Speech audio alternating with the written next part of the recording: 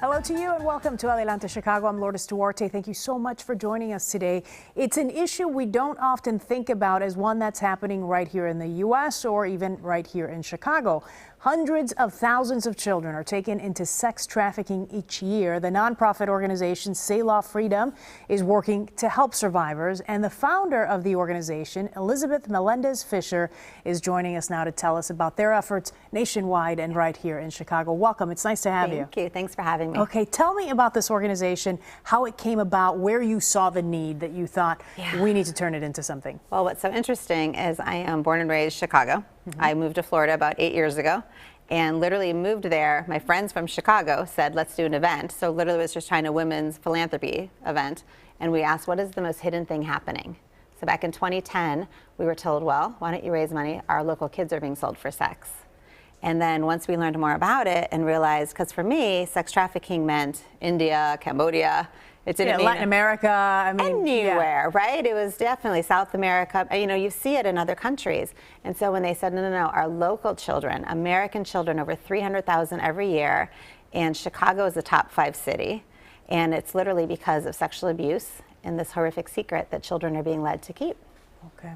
And when you talk about Chicago being one of the top 5 cities in the U.S. where this is happening, have you seen those numbers change? I guess, is law enforcement putting the resources into it to try to stop it? The good news is law enforcement is fantastic. And right here in Chicago, we have Sheriff Tom Dart, who is all over it. So our organization not only partners with them in, like, on the streets and in the courtrooms, but in the jail. He lets us come in. We're the only organization that comes into the jail and literally is able to meet with girls weekly. Because what happens is these kids are sexually abused when they're little, usually 3, 4, 5 years old. It begins, right, by somebody that's supposed to be a protector, someone that's supposed to love them, a parent, a dad, an uncle, a piano teacher, youth group leader.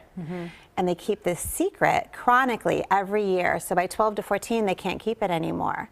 And something breaks. And that's when you'll start to hear, oh, she's a little slut, 7th grade. Like, no, something happened to that girl. Right. And so these kids, when they can't take it anymore, some will run away. And within 48 hours, 80% of our own kids running will run right into the arms of a predator just waiting. And all he has to say is, are you hungry? You need something to eat? I'll love you. And he lures that kid in, and she is then sold 15 to 40 times a day. And so law enforcement now, they used to arrest these kids. Now law enforcement has changed, and we are all together collaboratively running after and helping them understand there's a way out. There's more for you. And even though there's groups working on the problem to ease the problem, it is still an issue to the point where your organization, Selah Freedom, is trying to raise the dollars to get another center or another facility here in our city. We have a 2-home model because you need 2 separate properties. One we call our assessment home, because a girl that's been on the streets sold 15 to 40 times a day, and she's running. By the time she comes in and thinks maybe I need help, it's like any domestic violence or any chronic abuse. It takes 7 to 8 times of intervention for someone to actually stay. So we have one campus that's an assessment home. It's like revolving door. They might stay 2 weeks. They're like, oh, you know, I learned a lot. I'm going to help him. And then they might go back. Right. And then if they stay up to 4 to 6 weeks, they come to our main campus.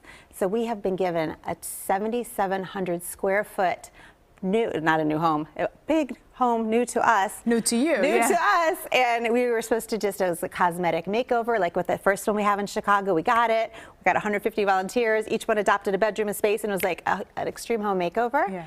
Thought it'd be the same thing. We came in, went to just replace some cabinets. The village came in and they said, it's uninhabitable. We had to gut it down to stud, 7,700 square feet. So we are raising money like crazy because it has cost us over $500,000 to renovate. It's going to be gorgeous. It's going to have 20 beds. Done. It's going to have 20 beds. But we definitely, I would love everybody that could give $100 a month, $1,000 right now. We are so close. In the next 30 to 60 days, it will be open. Okay. And we will get these kids off the street and get them in. It's 5 degrees here. Yeah. It's freezing. Yeah, it's important. It's important. Okay. You need a place for them to be dropped. So you're thinking in 60 days you'll have it open and ready to go. Yes. Why do you think it's been a little bit more challenging this time to get things sort of up and going, despite the fact that, you know, obviously you needed to do so much work to the facility? That has been the issue. You know what, the thing is, once that house was gifted, it's sort of on the very north side. So they say the Chicago-Milwaukee corridor is huge. Girls are trafficked up and down. They call Milwaukee now the Harvard for pimps. Like, it's a training ground, so people come out of Chicago, run up there. And so this house is really on the north side of everything. And everyone's in position. I mean, legislators are behind us, law enforcement's behind us. It is truly financial. Yeah. It's nothing but financial. Yeah. We are ready. We have best practices. We have our decorating color palette. You could adopt a room. It's all lovely. No, it's financial at this point. You know, you bring up that Milwaukee corridor, and there's a large Latino community in that section, and I'm wondering how much the Latino community is getting involved in addressing this problem, and how much of an issue it is in that community as well.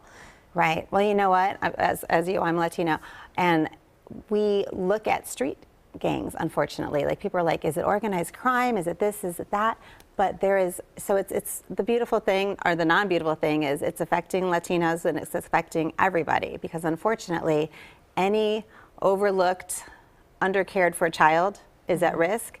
And it says in Chicagoland we're seeing the gangs, so the fatherless it's a lot young easier men, to draw. the fatherless young girls, the boys all get in the gangs. Part of the initiation is for a girl to have sex with every gang member.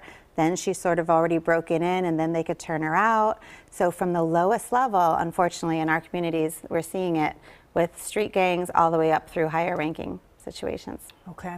If people want to get more information about your organization, what can they do? I would be so happy. Okay. And they just need to go to our website, selahfreedom.com. So www.selah, it's a Hebrew word, means to rest, to pause, to reflect. SELAH, freedom.com, or just email info@selahfreedom.com. We get 100 people to give $1,000, get people to commit to 100 a month. That'll do it. The world. Yeah, yes. That'll do it. Okay, thank you so much. So nice to meet you. Good luck with your project. I appreciate it.